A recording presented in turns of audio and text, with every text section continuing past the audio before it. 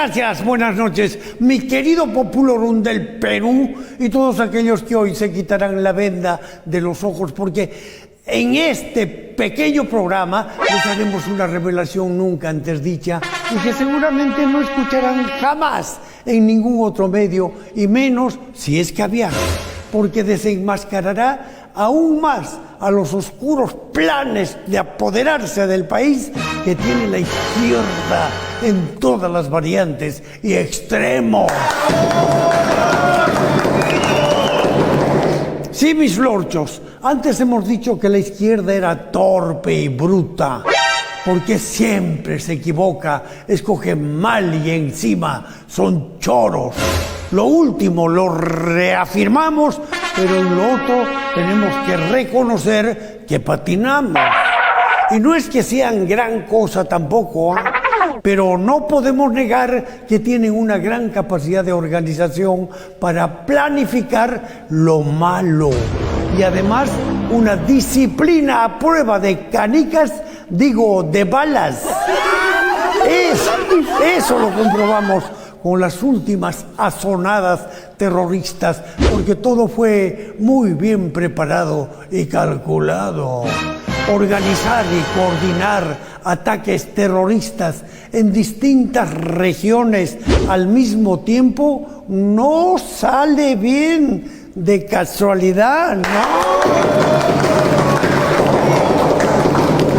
Siempre dijimos que Castillo escogía mal a sus ministros porque es bruto, que los gobernadores regionales no saben hacer obra y devuelven la plata del canon porque son brutos, que los caviares en 2 décadas en los ministerios no han hecho más que gastar papel en consultorías inútiles porque son brutos.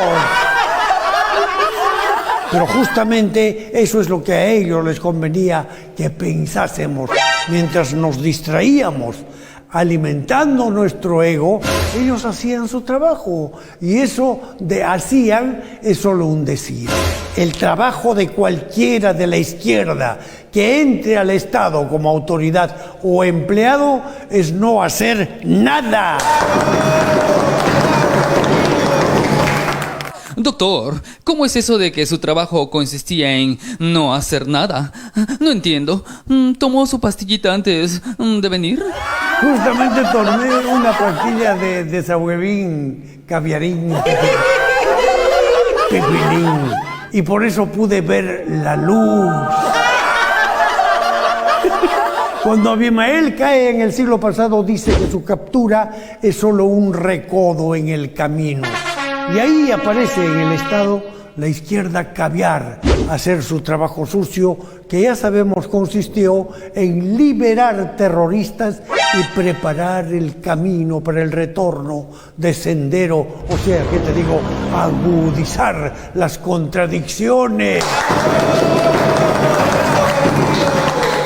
Si no, díganme, los caviares en más de 20 años en el Ministerio de Educación, ¿qué hicieron? ¡Nada! Lo vemos ahora en nuestra gente ignorante que es engañada fácilmente, como lo demostró brillantemente nuestra nueva reportera Carolina Marín Tinoco, alias Claudia Toro. ¿Qué han hecho las feministas de izquierda en el Ministerio de la Mujer en 20 años? Nada. Solo actúan cuando ya se produjo la agresión o la violación. Y lo único que hacen es seguimiento de los casos y salir a gritar su odio contra los hombres en las redes sociales. Pero prevención, nada. ¿Por qué los gobernadores regionales solo toman del canon la plata que van a robar y la demás la devuelven a Lima? Porque no saben hacer nada. ¿Qué está haciendo Dina en la presidencia para acabar con la violencia? Nada. Gracias, aguanta. ¿Por qué los congresistas de izquierda votan contra el adelanto de elecciones si piden que se vayan todos? Porque también trabajan solo para agudizar las contradicciones. Pero eso es abundante. Así que les seguiré hablando mañana. Y ya sabes, si tienes un problema difícil o sencillo, aunque venga de la hoz y el martillo o de cualquier otro caviarillo, vota por tu caudillo, Camotillo el Tinterillo. ¡Yupi!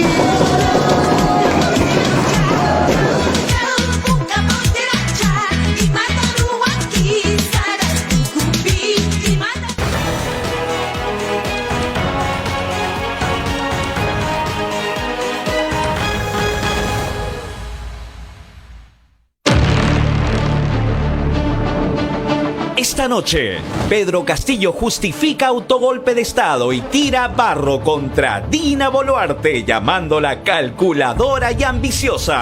Además, informe de la DIRCOTE revela el plan de Sendero Luminoso para captar a niños, niñas y adolescentes. Y en exclusiva para Milagros Leiva entrevista, la palabra del exministro del Interior, Willy Huerta. Muy buenas noches, bienvenidos al programa. Eso es un poco de lo que vamos a ir desarrollando a lo largo de esta noche, pero tenemos que empezar con lo mencionado por el expresidente Pedro Castillo en esta entrevista a El Salto, que es un medio de Argentina y en el que se ha despachado como ha querido, porque Pedro Castillo cree que sigue siendo nuestro presidente constitucional. Él realmente considera que sigue liderando a todo un país. Pero bueno, vamos paso por paso, porque por supuesto se le tenía que preguntar acerca del golpe de Estado, acerca de lo que ocurrió en diciembre. Y él está dando una versión completamente diferente. Ya no va por el rubro de que estaba muy nervioso, de que había tomado algo, de que lo estaban manipulando, de que prácticamente estaba con alguna sustancia que le habían dado en el cuerpo. No, él dice que cogió una bandera que era la bandera del pueblo y que lo que dijo era simplemente una forma política de decir lo que la ciudadanía quería escuchar. Vamos justamente a ver este extracto de la entrevista del Salto, porque le preguntan, ¿qué ocurrió el 7 de diciembre? ¿Se trató de un intento de subvertir la institucionalidad peruana?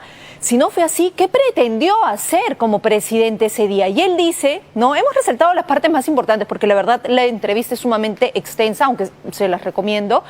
Fue una reivindicación de mi parte. Quise hacer entender a la clase política que el poder popular es la máxima expresión de las sociedades. No quise obedecer a los grupos de poder económicos sociales, quise poner al pueblo por encima de todo. ¿Y qué tiene que ver el pueblo con lo que él dijo de tomar el Poder Judicial, de tomar la Fiscalía, de cerrar el Congreso de la República? La ciudadanía realmente quería que se tomen las instituciones en nuestro país, y si así fuera, él como jefe de Estado podía permitir que se socave la institucionalidad con simplemente la bandera de "es la voz del pueblo". Bueno, ese es el descargo de Pedro Castillo. Dicho sea de paso, cuando se inicia esta entrevista, lo que quieren decir los periodistas del Salto es que él está prácticamente incomunicado, que está en una celdita muy pequeña, que no tiene ventana para ver la luz del sol, pero sí reconocen que tiene acceso a un huerto, ¿no?, para cultivar algunas plantitas y que pueda relajarse. Tiene televisor, eso tiene que reconocerlo también. Pero bueno, vamos a ver la segunda parte que nosotros hemos querido resaltar, y en la que Pedro Castillo dice lo siguiente: yo no me estaba escapando, como lo ha dicho la prensa. Iba a dejar a mi familia a la Embajada de México, pero todo fue muy rápido, fue mi decisión. O sea, él no quería huir, él simplemente estaba escoltando a Lilia Paredes y a sus hijos a la Embajada de México. O sea, él creía que ese era un buen gesto político. Yo, como presidente, luego de dar este mensaje, ¿no?, acompaño como si le estuviera acompañando, ¿no?, a hacer las compras a mi esposa y a mis hijos, porque ahí los voy a dejar a buen recaudo. Se victimiza en toda la entrevista con El Salto, Dice que además su hija, que eso sí lamentamos porque él mismo la puso en esa posición, su hija, su hijo estaban muy asustados cuando interviene en el vehículo en el que él se estaba trasladando. Claro, ven personas armadas y por supuesto que siendo menores de edad se asustan, pero es la posición en la que el propio Pedro Castillo puso a su familia, sabiendo lo que significaba ese mensaje. Y en medio, por supuesto, de esta entrevista a El Salto, lo que dice es que su familia ha venido sufriendo desde hace muchísimo tiempo de discriminación, de bullying, que acosaban a sus hijos en el colegio, que Lilia Paredes quería regresar a Chota, ya no quería quedarse en Lima, pero que finalmente decidieron vivir en Palacio de Gobierno con la seguridad del caso porque estaban siempre amenazados, es lo que comenta. Pero la parte más sabrosa de esta entrevista es en la que habla de Dina Boluarte, porque obviamente le tenían que preguntar sobre la nueva presidenta. Y él echó barro con ventilador. Dice que no la conoció desde el inicio, que prácticamente Perú Libre se le impuso como vicepresidenta, que tuvo algún contacto virtual, pero no presencial hasta la segunda parte de la campaña. En la primera vuelta dice que ella ni siquiera existía, que llegó ya cuando estaba todo acomodadito. Vamos a justamente leer parte de lo que menciona, ¿no? Ellos me garantizaron que era demócrata, pero era pura apariencia. Después se le notaron realmente los intereses. Era y es calculadora, ambiciosa. No tenía bases, como lo vuelvo a repetir, nadie la conocía ni en su región la querían, porque después me enteré que es una mujer sumamente racista y clasista. Ella se colgó de la lucha. Yo la hice conocida, porque yo sí llegaba a las bases del pueblo. Se aferró a ser ministra del Ministerio de Desarrollo e Inclusión Social, nunca quiso soltarlo. Tuvimos muchas peleas por eso. Lloraba para no ser removida del cargo, decía que tenía familia y nos manipulaba con eso.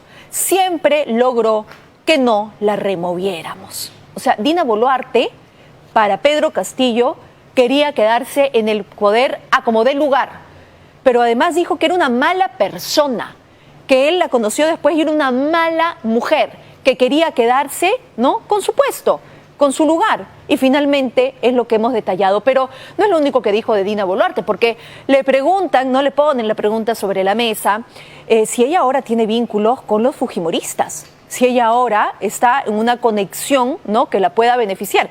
Eso es lo que le preguntaron. Como expresidente del Perú, ¿qué salida ve a esta situación actual de estallido social en su país? Considero, aunque usted no lo crea, eso es lo que respondió, que sigo siendo presidente del Perú. Como peruano no reconozco este gobierno genocida como representante del Perú. Hablo no solo como presidente, hablo como peruano. Este gobierno dictador no nos representa. ¿Qué hace este discurso?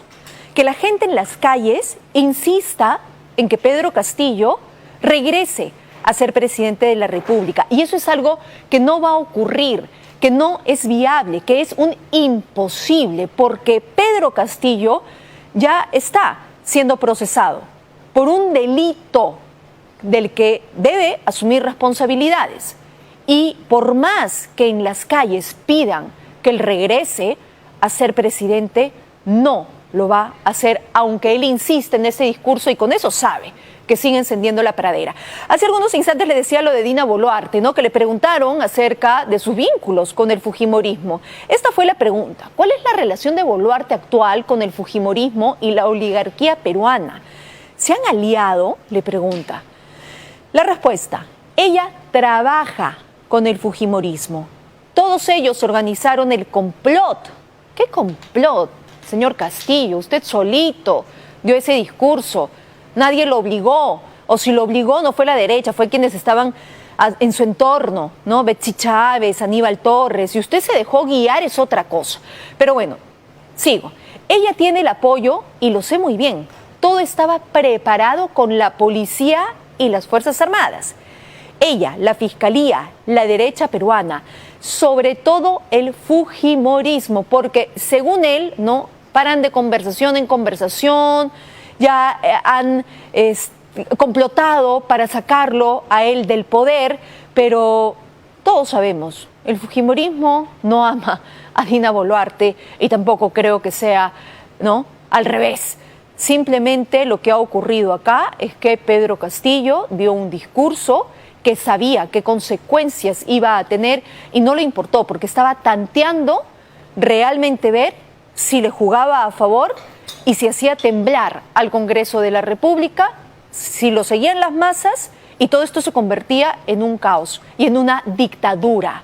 Vamos a tener, por supuesto, una entrevista con Willy Huerta, el exministro del Interior. Un equipo aquí de Milagros Leiva Entrevista pudo acercarse a él porque fue el primero de los ministros en contar qué ocurrió ese día, en decir que Pedro Castillo lo llamó por teléfono y le dijo, ven, acércate que hay cosas que conversar, pero él no tenía ni idea, dice, del discurso que iba a dar, hasta que lo vio con la banda presidencial y se dio cuenta que iba a ofrecer un mensaje a la nación, pero pensó que iba a dar sus descargos. Eso es más adelante. Solamente les estoy contando un cachito de lo que ha conversado con el equipo aquí del programa. Pero una de las situaciones que ha causado más crítica es cómo Pedro Castillo puede seguir no solo tuiteando, ¿no?, conectado a través de las redes sociales, sino ahora dar una entrevista. Además, una entrevista muy larga, extensa. Bueno, el INPE se ha pronunciado ante esta ola de críticas, por supuesto, por dónde están las condiciones carcelarias, dónde están las restricciones. Y el INPE lo que señala es que se inicia ya un segundo proceso administrativo disciplinario al interno José Pedro Castillo Terrones en el penal de Barbadillo. Claro, recordemos que ya hay uno primero, las llamaditas estas, ¿no?, a las que tuvo acceso cuando eran los primeros días de su reclusión, pero dice que comunicarse tiene derecho a una visita personal y a una comunicación con familiares y amigos en forma oral o escrita, de acuerdo con horario y medidas de seguridad establecidas por el INPE, que recibe por día 5 personas. ¿Dónde está la incomunicación con 5 personas? Augusto Sondag lo también puso en evidencia en Contracorriente, un informe de Thaís Casalino, con todos los personajes que desfilaban, ¿no?, visitando a Pedro Castillo. Así que ya se inició en enero un procedimiento administrativo disciplinario y ahora, 7 de febrero, un segundo proceso administrativo contra Pedro Castillo, porque es verdad, él dice, yo aquí, ¿no?, me siento prácticamente incomunicado. ¿Y cómo está tan activo en las redes sociales?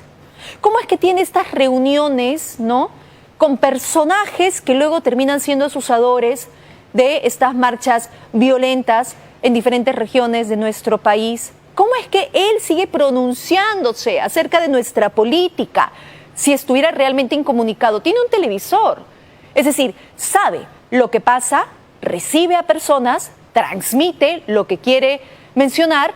Entonces, ¿eso realmente es una incomunicación a un interno? Bueno, por supuesto que vamos a ver los resultados de este proceso disciplinario.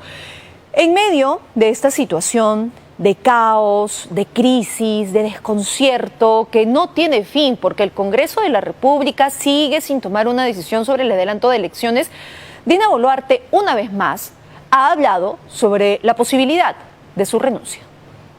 Respecto de mi renuncia, yo ya he dicho siempre, no es la gran mayoría que lo pide, es un grupo de estos señores que están generando las protestas en la calle, sobre todo de las bancadas de izquierda, que hasta ahora no se entiende cuál es su propósito. Mi renuncia no termina la crisis, mi renuncia no acelera absolutamente nada, ni siquiera el espacio de tiempo para poder convocar a unas elecciones adelantadas. No nos vamos a detener en esa situación, que el Congreso y la comisión que corresponda que resuelvan el tema en el Congreso. Nosotros tenemos que resolver el tema que nos llama como gobierno.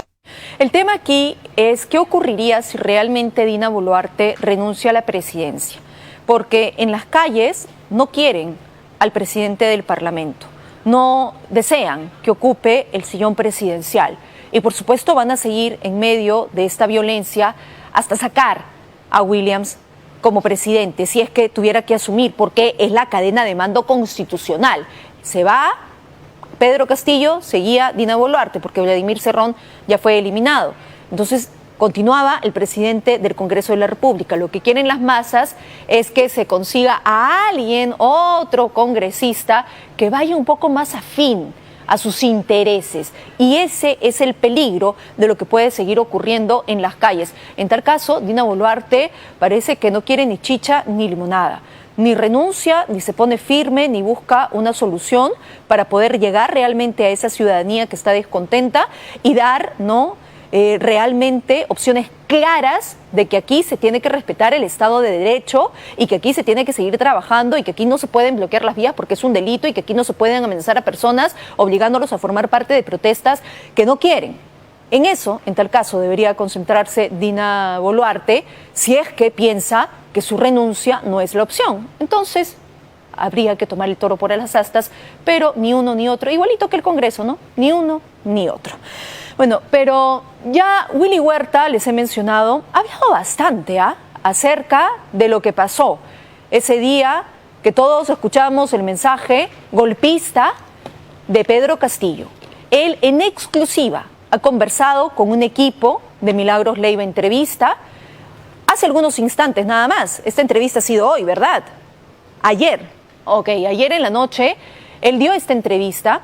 Nosotros la hemos trabajado para que usted pueda revisar y escuchar lo más importante, lo que tiene que decir Willy Huerta acerca del día clave que cambió la historia en nuestro país, 7 de diciembre, y el mensaje golpista de Pedro Castillo.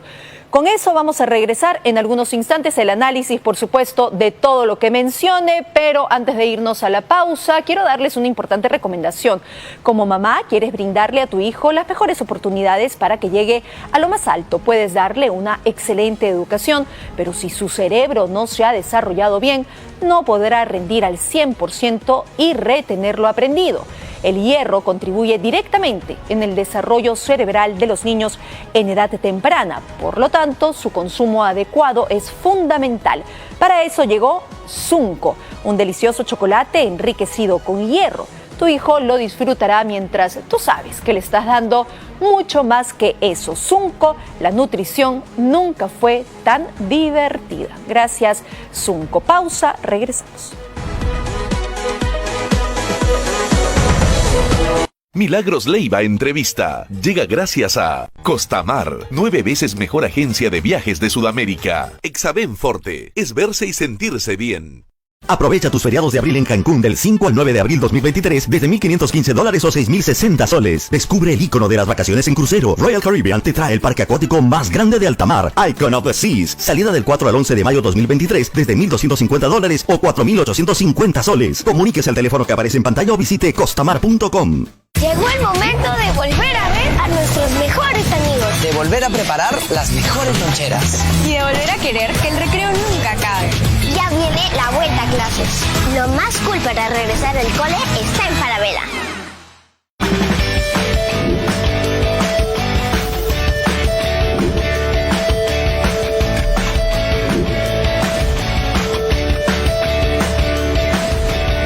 Encuentra la variedad de ropa y accesorios más completo para todo tipo de estilo.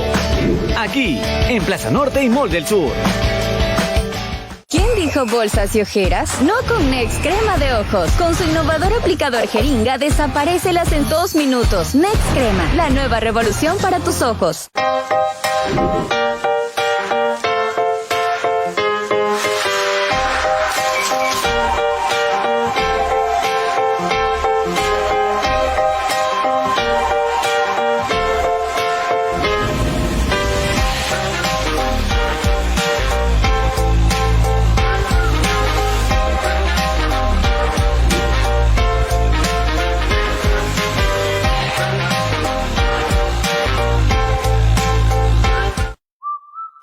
Lopeza te trae el verdadero sabor peruano. Mostaza, ketchup y rocoto. Sí, nuestras salsas listas, con la consistencia y sabor natural que solo Lopeza te puede dar.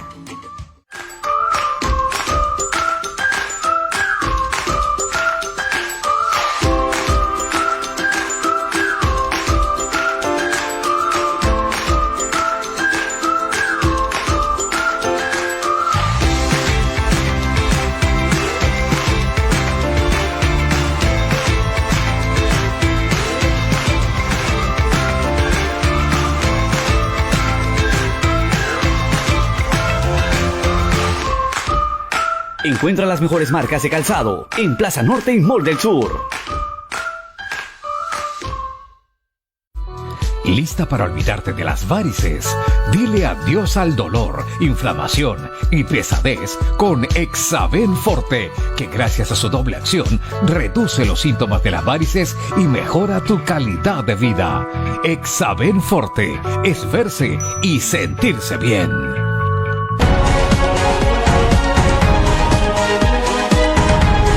Ya estamos de regreso. Antes de seguir con el programa, les quiero comentar, ¿estás lista para olvidarte de las varices? Dile adiós a las varices gracias a Exaben Forte. Exaben Forte es un tratamiento natural que gracias a su doble acción alivia el dolor, inflamación y sensación de pesadez en las piernas, mejorando el flujo sanguíneo y tonicidad de las venas. Toma 2 cápsulas al día y sentirás tus piernas más saludables y bellas. Exaben Forte es verse y sentirse bien. Encuéntralo en todas las cadenas de farmacias y boticas a nivel nacional. Vamos ahora sí de lleno al programa y que tiene que ver con lo que está viviendo nuestro país. Lo conversaba con el general José Zavala, a quien le doy la bienvenida. General, gracias por estar aquí, jefe de la Dirección contra el Terrorismo de la Policía Nacional. Es importante su presencia por lo que está ocurriendo en el Perú. Lo hablamos de diferentes maneras, de diferentes aristas, pero el fondo es el mismo. Va ganando terreno una ideología que está llena de terror, es la verdad. Pero la DIRCOT está trabajando en ello. Lo más preocupante es lo que ya se ha determinado, es decir, que sí, los remanentes terroristas están consiguiendo meter sus ideas en la mayoría de peruanos. ¿Es así o no? Bueno, buenas noches. Buenas noches, general. Efectivamente, nosotros hemos conocido un terrorismo más agresivo en los años 80, 90, en la cual ellos ya habían aplicado sus formas de acción, que eran mucho más violentas y de manera armada, ¿no? Luego de la captura de Guzmán, ellos tuvieron que cambiar y reorientar su lucha. Esta lucha en este momento está orientada a impregnar la mente de las personas para sus ideologías terroristas, marxistas, leninistas, maoístas, pensamiento Gonzalo. Ya han pasado 30 años desde esas capturas, importantes capturas que realizó la policía en esa época y las Fuerzas Armadas, y ya esta gente está saliendo nuevamente después de haber cumplido su pena. Pero salen con las mismas ideas, ¿no? O sea, no hay una resocialización, como ellos lo quieren llamar. Eso es para un delincuente común. En el caso del delincuente terrorista, ellos mantienen su ideología. Lo podemos ver en las marchas, vemos gente que han sido son escarcelados y ahora están igual en las marchas y siguen por ahí. La camarada Cusi. La camarada Cusi es Rocío Leandro, la camarada Cusi, ella es presidenta del Frente de Defensa del Pueblo Ayacuchano, ¿no? El Frente de Defensa del Pueblo Ayacuchano, para que la gente lo sepa, fue un organismo que lo creó el propio Abimael Guzmán en el año 66. Y eso está escrito en Memoria desde Némesis, que es un libro que él lo edita con la camarada Miriam, escribe en ese libro y cuentan ellos cómo desarrollaron su guerra durante todo ese tiempo, desde que la ideó y cómo la desarrolló hasta su captura, ¿no? Ahí han contado todas sus memorias para que sirva como guía para los jóvenes que hoy en día han sido impregnados por esta ideología marxista-leninista y continúen con eso. Vamos a centrarnos entonces en Rocío Leandro, porque la camarada Cusi, siendo presidenta de este Frente de Defensa de Ayacucho, tenía mucha llegada a la ciudadanía, porque supuestamente cumple un servicio a la ciudadanía, ¿no? Y bajo esa fachada ya iba captando más personas que también tienen vinculación a grupos terroristas, son nuevos en esto. En el caso puntual de la camarada Cusi, todos los demás integrantes de este comité regional de Ayacucho son jóvenes, no registran antecedentes por terrorismo, pero vienen realizando actividades en pro de esta organización criminal, ¿no? Esta organización terrorista.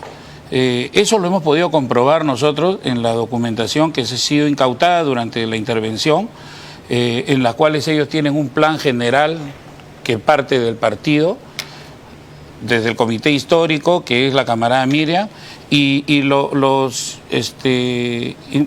planes regionales para ejecutarlo en Ayacucho, y de este plan regional se desprenden algunos planes operativos tácticos para cada una de las acciones, como por ejemplo el embanderamiento, la campaña que ellos hicieron, por ejemplo, en las redes sociales el día 11 de septiembre, que se conmemoraba un año de la muerte de Abimael, y con un mensaje que ella lo publicó, lo sacó en una audiencia pública, con un cartel en el que decía no a la impunidad, y que no es una por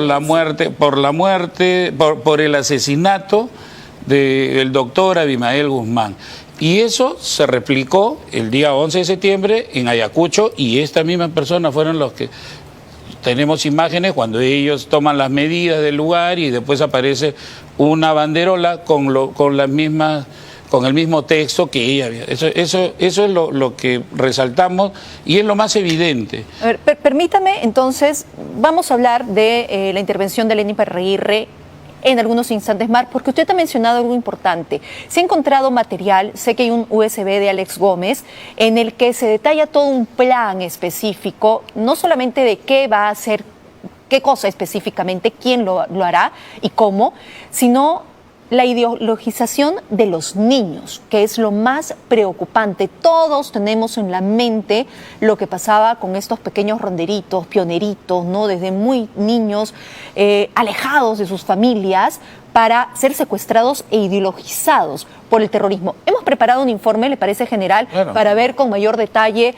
lo que está pasando en este sector, y luego lo conversamos. Si usted no muere, esto queda en los demás.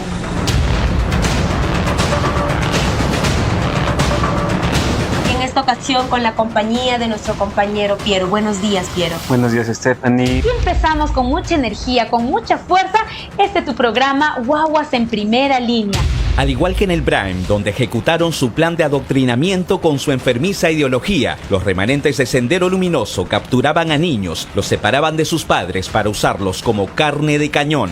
¡Viva el marxismo, leninismo, maoísmo! ¡Principalmente el maoísmo! ¡Para la revolución proletaria socialista mundial! ¡Viva el marxismo, leninismo, maoísmo! ¡Principalmente el maoísmo!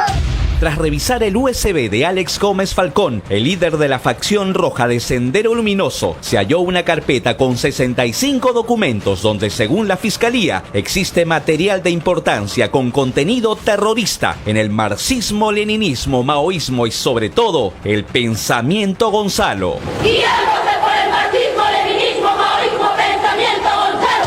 Pido que nuestro pueblo, después de llorar, sequemos nuestras lágrimas, porque tenemos que seguir de pie. Nuestro pueblo sabrá cobrarlo en algún momento. Estefanía Yasmín Alanya es lugarteniente de la camarada Cusi. No solo colocaba banderolas apoyando al genocida Abimael Guzmán, una de sus funciones era adoctrinar a niños en Ayacucho. Y empezamos con mucha energía, con mucha fuerza, tu programa Guaguas en Primera Línea.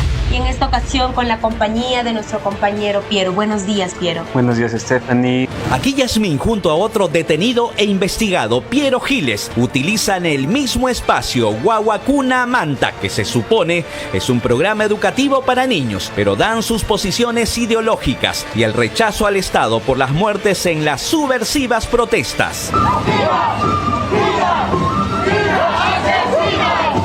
Porque ese es el tema principal. El abandono en que se dejó a las poblaciones más alejadas y del interior del país, de lo cual son responsables fundamentalmente los políticos de los diferentes partidos y autoridades de los diferentes sectores. Nuestro país suscribió el protocolo facultativo en el artículo 4 de la Convención sobre los Derechos de los Niños, que indica que los grupos armados de las Fuerzas Armadas de un Estado no deben en ninguna circunstancia reclutar o utilizar en hostilidades a menores de 18 años. En la audiencia de hoy, donde se evaluó el pedido de 18 meses de prisión preventiva contra 8 investigados, la Fiscalía estima que Alex Gómez Falcón podría recibir hasta 21 años de prisión por su afiliación a Sendero Luminoso, aunque insista que solo es un inocente luchador social. Si no muere, esto quedan los demás.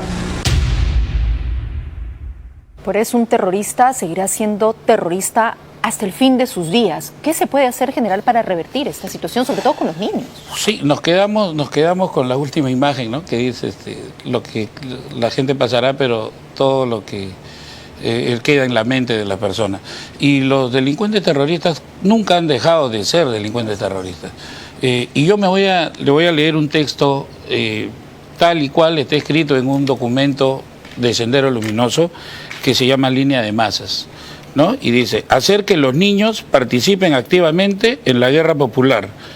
Pueden cumplir diversas tareas a través de las cuales vayan comprometiendo la necesidad de transformar el mundo.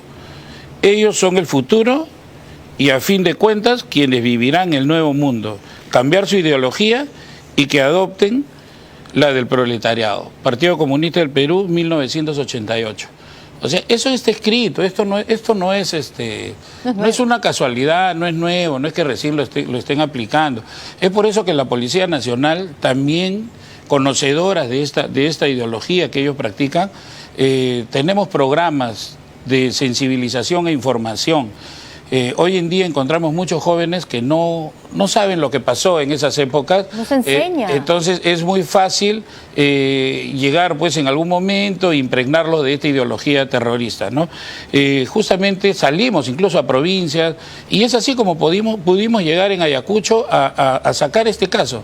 Este caso salió así porque fuimos a sensibilizar al personal y a algunas personas informarles lo que pasó en esa época, porque es parte del Estado también mantener informado a la población, para que no se dejen engañar. Que el adulto entienda para que no lleve a sus hijos. Para que no se dejen engañar. O sea, nosotros no estamos ideologizando a ellos, nosotros les estamos contando lo que ocurrió, lo que sufrimos, cuántas pérdidas económicas tuvimos, cuántas vidas humanas se perdieron.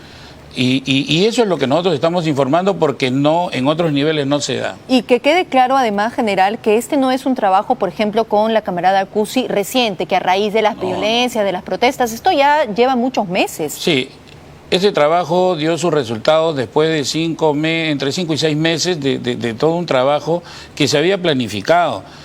Tal es así que nosotros tuvimos una detención preliminar que la da un juez, porque ya teníamos ciertos elementos de juicio que sustentaban una detención preliminar.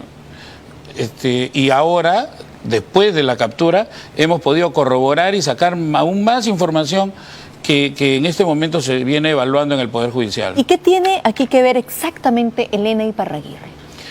Elena Iparraguirre, después de la muerte de Abimael Guzmán, asumió el Comité Central Histórico del MRTA. Ella es la jefa, ella es lo que realizaba Abimael Guzmán, lo realiza ahora ella.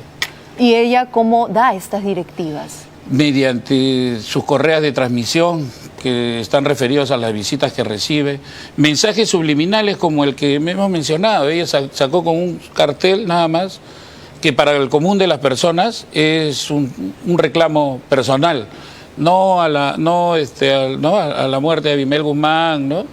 Y eso los partidarios de ella, los que siguen esa ideología, ya saben que esa es una directiva y lo ejecutan. Y esa es la mejor prueba, ¿no? Esa es la mejor prueba que hay, lo más evidente. Ella da una disposición el 17 de marzo y se ejecuta el 11 de septiembre, ¿no? En una campaña que se dio ese día celebrando un año del fallecimiento de Abimael Guzmán. Yo sé que no me puede dar mayores detalles, pero así como el seguimiento a Rocío Leandro, ¿hay otros seguimientos que pueden terminar en una situación similar, es decir, en detención con pruebas suficientes ya? Estamos trabajando a nivel nacional. Por ahí algunas personas han criticado de que yo he dicho de que en todo el Perú hay terrorismo. Y sí, hay pequeños grupos así como este, sí hay, y lo confirmo y lo reafirmo, ¿no? Por ahí han criticado que estoy terruqueando, no estoy terruqueando, yo estoy diciendo la verdad. y estamos trabajando en eso.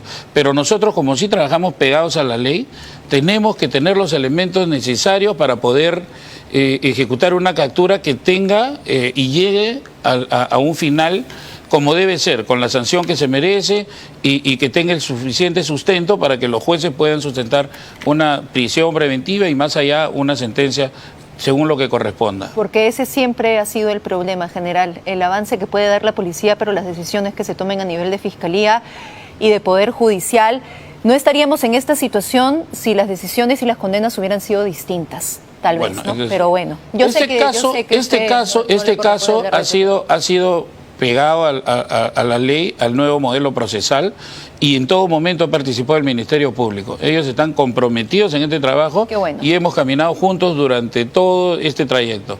Incluso ellos han participado al momento de que realizamos la detención. Qué bueno, porque eso es lo que se necesita, general. Yo se lo comentaba antes de entrar a la entrevista en vivo. No pensé que debíamos en algún momento enfrentar nuevamente esta lucha, ¿no? Que parecía ya olvidada y que ningún peruano iba a querer. Era descabellado pensar que alguien que amara a su patria nuevamente seguiría estas ideas. Pero otra vez estamos en esta posición y yo le deseo el mejor de los éxitos para que esto termine de raíz y se pueda sacar desde el fondo. Así que ojalá, general. Muchas gracias por haber estado con nosotros. Nos invitaremos las veces que sea necesario para seguir hablando de este tema. Confíen en su policía, que siempre va a estar trabajando en eso. Muchas gracias, general, por haber venido esta noche.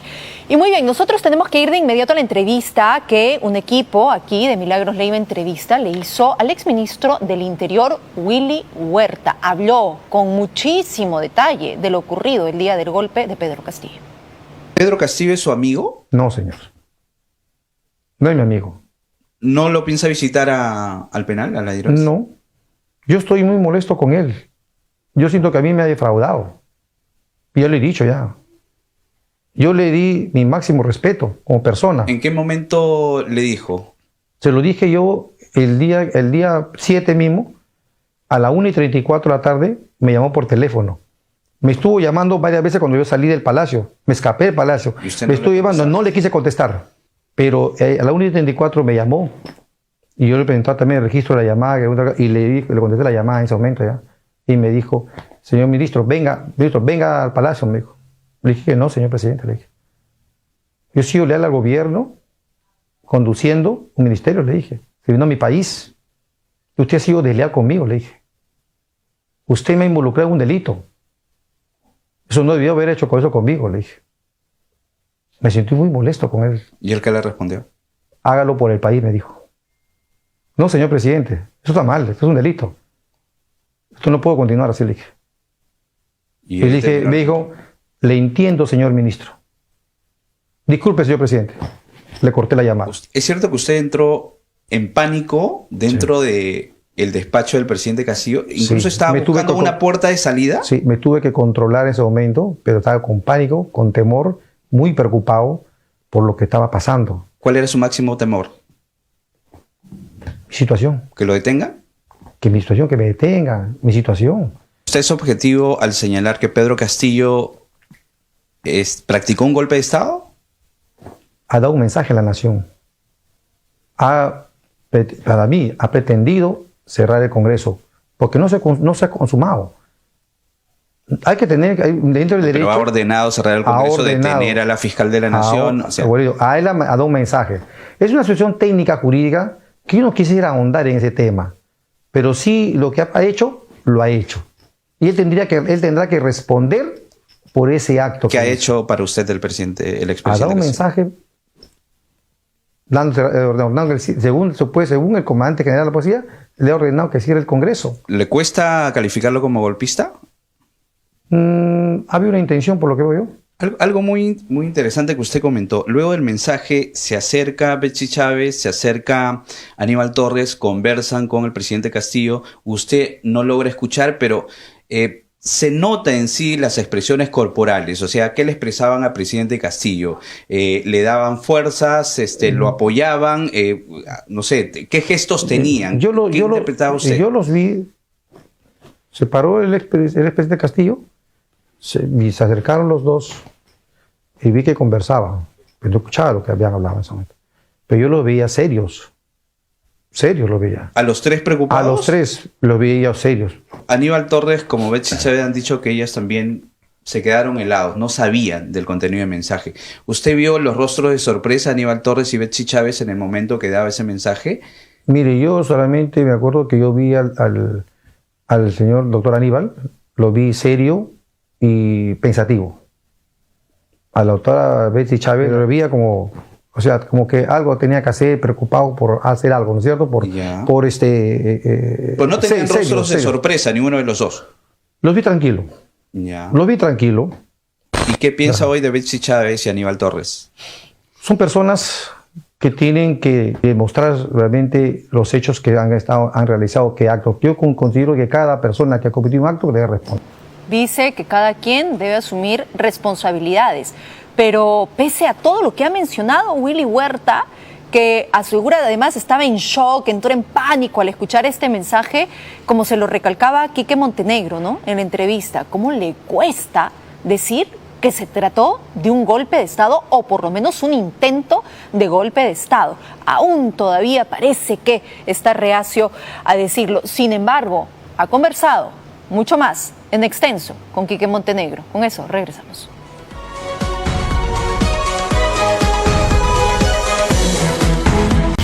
Buscas tecnología, aventura y confort. Y aquí, en Expomotor de Plaza Norte y Mall del Sur, encontré dos opciones.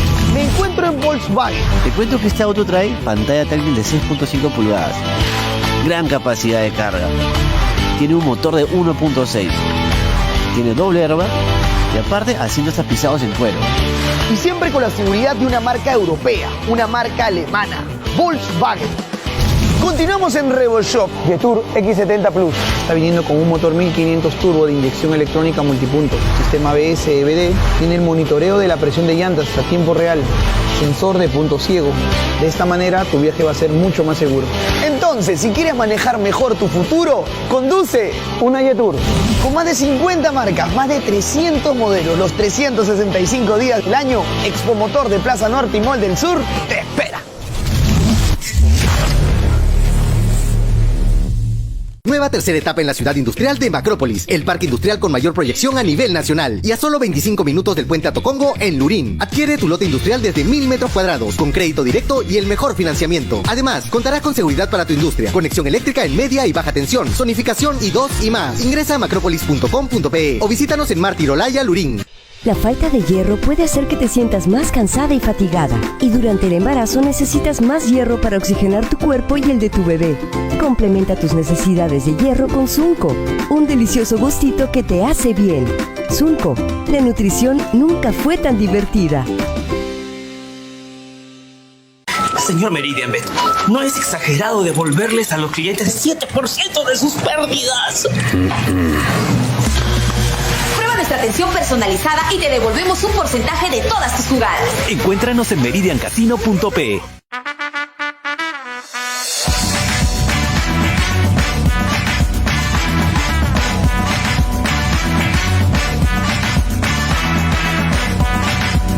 En Plaza Norte y Mall del Sur tenemos todas las opciones que buscas. Los esperamos. ¿Sabías que más del 50% de las mujeres no están conformes con sus pestañas? Por eso desafiamos a 100 mujeres a usar el serum natural de Next. Después de 4 semanas, los resultados. 9 de cada 10 observaron un crecimiento significativo, además de obtener mayor volumen y fortalecerlas. Sorprendente, ¿no? Next, tus propias pestañas y cejas extra large. Toma Gloranta con Quión, el ingrediente natural utilizado para la gripe en forma de caramelo y con sabroso sabor. ¡Gloranta! Pídelo en tu farmacia.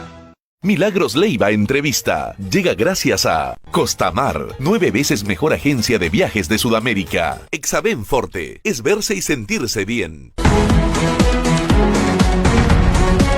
Antes de seguir con la segunda parte de esta entrevista exclusiva con el exministro del Interior, Willy Huerta, hay que ver realmente lo que está ocurriendo en nuestro país y qué posibilidades existen, ya con una mirada un poco más fría de lo que vendrá en unas próximas elecciones, este año 2024, o las que se presenten todavía en una situación en la que no se define nada. David Vera, miembro del comité reorganizador del PPC, está con nosotros y le doy la bienvenida. ¿Cómo está? Muchas gracias. Buenas noches, gracias por venir. Bueno, lo conocen también, ha sido candidato a la municipalidad de Surco, y en un momento tan importante en el que se habla de qué partidos realmente pueden darle solidez, respaldo a sus próximos candidatos, ¿cómo se puede reorganizar el partido PPC? Bueno, primero que todo, muy buenas noches. Recordar que el Partido Popular Cristiano no es un partido vientre de alquiler o que ha nacido por una confluencia de 3 o 4 personas que se juntan con intereses propios o tal vez con algo de interés para la población, pero sin bases, sin doctrina. El PPC es todo lo contrario. Es todo lo contrario a lo que viene ocurriendo actualmente en el país.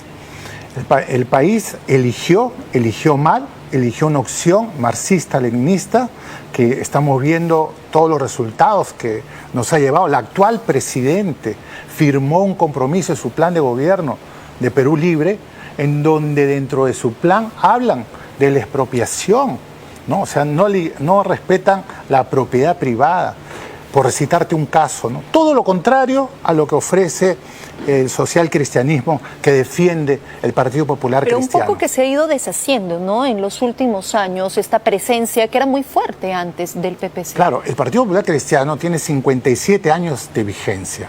Por tanto, tiene una doctrina, una trayectoria, una presencia. Hoy gozamos de una economía libre de mercado gracias a que en 1979, en aquella Asamblea Constituyente, 25 congresistas pepecistas pusieron el capítulo económico, entre otros títulos y capítulos de aquella Constitución, y hoy manejamos una economía libre de mercado que, si bien es cierto, busca, entre otras cosas, el libre mercado, que crezcan las empresas, la repartición justa, ¿no es cierto?, sin descuidar la compensación social, que no es culpa de cómo lo dejó el PPC en la Constitución, sino es culpa de los gobernantes.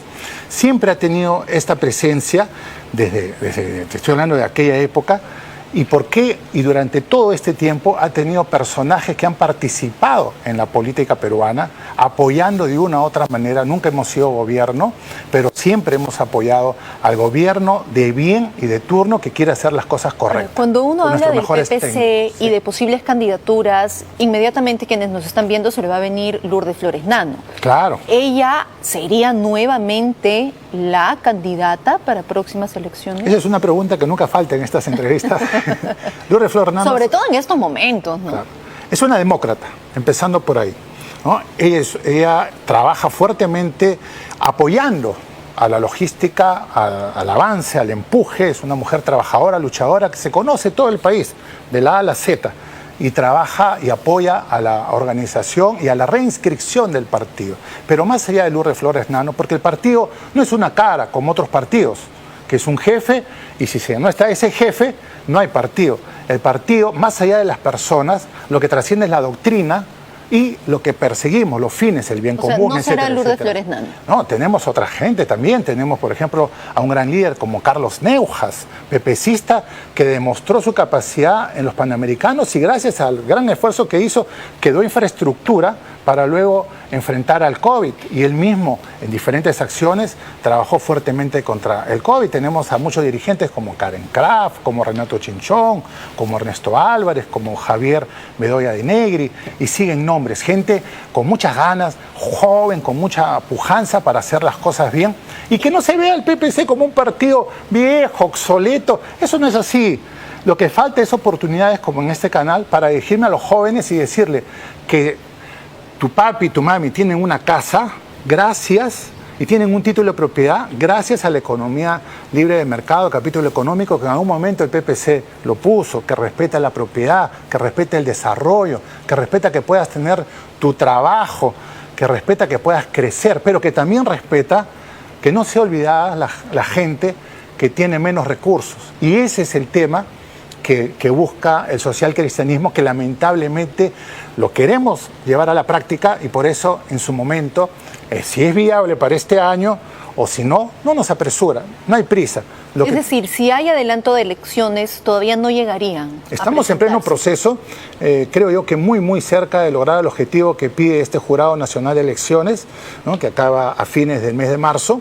Y como te repito, estamos a full con la maquinaria, no solo en Lima, en todo el país, y enseñándole a la gente nuevamente a que confíe en un partido de trayectoria, de doctrina y que busca el bien común, el desarrollo y la justicia social. Que no nos crean un partido de derecha. ¿Cómo cambiar exactamente ese último punto? Porque también el PPC está muy como alimeñado en la mente de las personas. Y cómo llegar hacia esa ciudadanía que es la que hoy incluso se levanta en medio de los violentistas, en medio de los asusadores, quienes tienen realmente, ¿no?, demandas justas. ¿Cómo poder llegar el PPC hacia esas zonas de nuestro país? Claro, justamente yo le pido a todos sus televidentes que revisen un poco, googleen a los muchachos, googleen, busquen lo que es el social cristianismo, así. Claro, pero hay zonas que ni siquiera tienen internet, no tienen cómo googlear, que son las que exigen esas demandas, ¿no? Los que puedan googleen el socialcristianismo y lean el ensayo de Felipe Osterling en 4 hojas, van a entender lo que es el socialcristianismo, la economía social de mercado y sobre todo la compensación social, que es la donde va tu pregunta. ¿Cómo llegar a esas zonas? Caminando con la bandera del Perú, con el corazón, con la esperanza, pero con el símbolo del mapa que siempre tiene el PPC y enseñando a la gente que no somos un partido de derecha. El Perú tiene más de 20 y tantas culturas y este Congreso, que si bien es cierto es legal, pero no es legítimo, al igual que la presidenta es legal, pero no es legítimo porque no nos representa, la gente ya no los quiere, ellos están haciendo tiempo, nos están viendo la cara de tontos, ellos tienen la razón, ellos no, va pasando el tiempo, siguen cobrando sus 15.000 soles mensuales y sigue pasando el tiempo y ahora se pelean cuando deben pelearse, cuando no guardan distancia y sigue pasando el tiempo, nos están viendo la cara de tontos, no son legítimos y ante eso debe haber ya otras opciones, unas elecciones con los mismos partidos de ahora, y esa es la prisa de algunos, de repente quieren que las elecciones sean con los mismos partidos que están ahora, y es la misma, ¿no?, gente. Las mismas caras, los mismos rostros, las mismas propuestas. Y si hablamos del PPC, y como bien lo ha mencionado, muchos dirán, partido, ¿no?, de antaño, que quiere, ¿no?, dar nuevas propuestas, pero también el APRA, ¿no? Sí. Es otro partido que, igual que el PPC, quiere un poco revivir en estos momentos y presentarse en unas próximas elecciones. Quiero compartir con usted un cuadro que hemos realizado para ver qué partidos realmente podrían ir en estas próximas elecciones. Y lo que usted decía, ¿no? A ver, ¿quiénes irían en un adelanto de elecciones? ¿Quiénes están ya aptos para postular?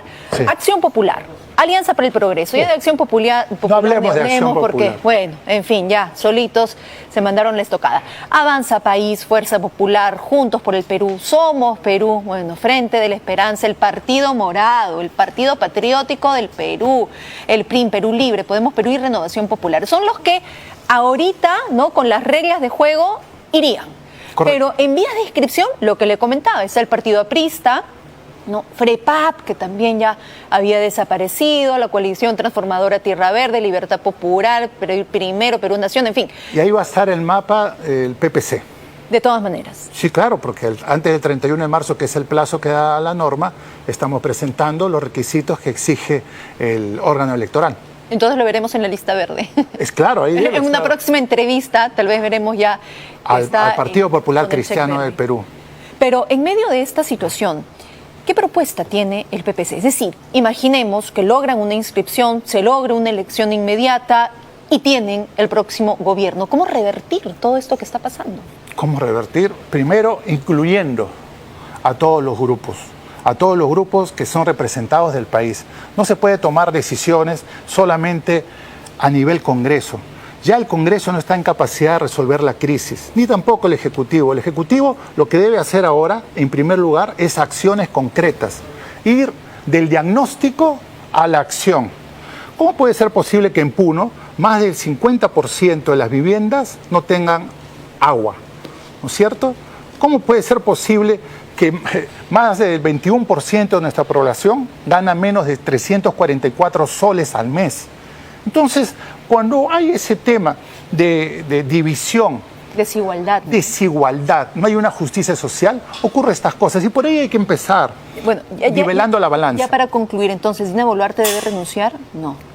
Es una pregunta que debemos hacerle a ella, pero yo insisto, el Perú ha salido de estos problemas y seguirá saliendo de los mismos. Entonces, de una u otra manera. ¿Adelanto de elecciones? Tiene que haber adelanto de elecciones. Va por ahí. La calle no quiere ni a Dina Boluarte ni al Congreso de la República. Y el PPC hará siempre lo correcto como lo ha marcado en todos 57 años de trayectoria. Muy bien, señor Vera, gracias por haber estado con nosotros esta gracias noche. A ti. Gracias. Un placer.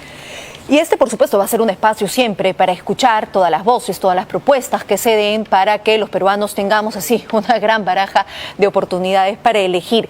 Vamos a seguir revisando lo que mencionó en esta entrevista para el medio El Salto de Argentina el expresidente Pedro Castillo y se ha referido a nosotros también. La prensa tiene grandes deudas a la SUNAT. No pagan sus intereses y así lo pueden revisar en las plataformas Panamericana, América Televisión, Latina TV, ATV y Willax, que es el canal con más delitos por difamación que se tiene en este país. Es un canal pirata, dice Pedro Castillo. Bueno, le comento al señor Castillo que no somos un canal pirata, estamos muy bien constituidos y tenemos 0 deudas con la SUNAT. 0. Así, ni un sol se le debe a la SUNAT por parte de Willax Televisión. Aclarado esto, por supuesto, vamos a recibir a nuestro siguiente invitado, Augusto Cáceres, el exalcalde de San Isidro. Está con nosotros para hablar un poco también de la coyuntura. ¿Cómo está? Buenas noches, bienvenido. ¿Qué tal, Maricel? ¿Cómo estás? Gusto de saludarte. Bueno, he escuchado todas estas propuestas. ¿Dina Boluarte debería renunciar? Bueno, yo creo que si no se concreta lo que es el adelanto de elecciones por intermedio del Congreso, que parece que está bastante complicado, Dina Boluarte tiene una misión, que es pacificar a la nación. Y esa pacificación no puede tomar años, tiene que tomar un tiempo determinado.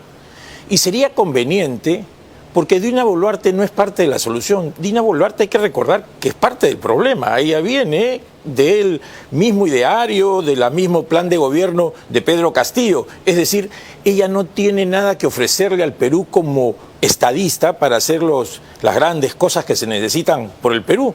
Así que, pacificada la nación, yo creo que este gobierno, que es el apéndice de Pedro Castillo, debería de terminar. Cuando se habla de Pedro Castillo, se habla de toda la seguidilla de delitos de corrupción, ligados a la corrupción que ha tenido. Y es evidente que usted también ha estado implicado en justamente una detención por delito de colusión, negociación incompatible. Ahora la nueva alcaldesa ha señalado que ha encontrado todo un desbalance en la municipalidad.